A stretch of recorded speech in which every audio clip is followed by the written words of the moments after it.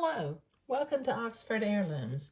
I've decided today to go ahead and make my buttonholes on the front piece because sometimes dealing with less fabric is just easier for me. And also, eventually, on this buttonhole side, I'm going to end up with a line of entredeaux and ruffled lace along the front facing of the garment, and that tends to just kind of get in the way. So I've got my Singer buttonholer attachment attached to my Singer 357 machine. I checked to make sure. I've got my 3/8 inch cam sitting over here. So I got my 5/16 inch cam still in the machine because the last time I made buttonholes was when I made the buttonholes for the baby day gown by Wendy Schoen in project number 2. Okay, so I have the top of each buttonhole marked going down the front of the garment.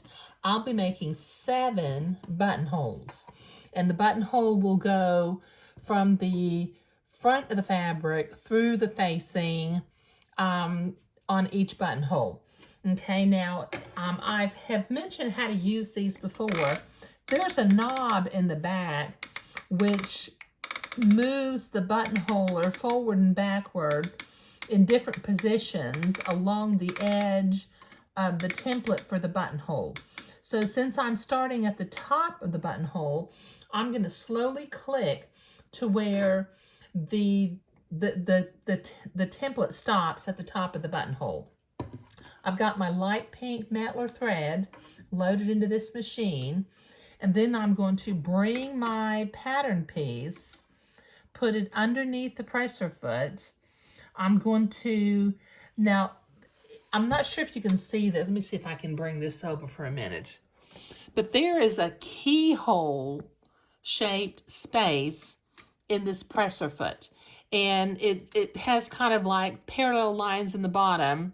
And then it has sort of a round circle up at the top. Let me see if I can't zoom in and show that a little bit better.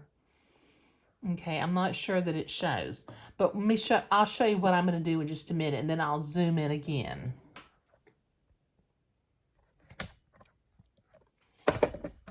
Oops, sorry about that. Okay, so I'm going to bring this fabric in, and when I get to the top of the keyhole that's kind of rounded, I'm going to drop my needle right into the little blue hole, which is now in the center of that keyhole. Let me see if I can zoom in, and so you can see that a little bit better. Can you see that? The needle is going in the blue dot, which is in the center of the keyhole. So I know that my buttonhole will be created down the center of the template.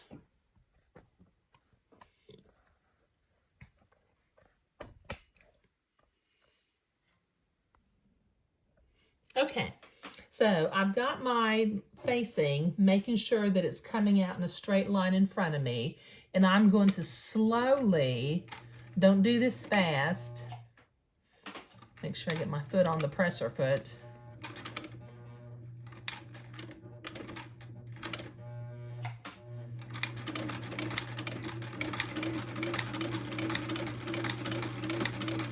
And the template automatically makes the buttonhole the right size.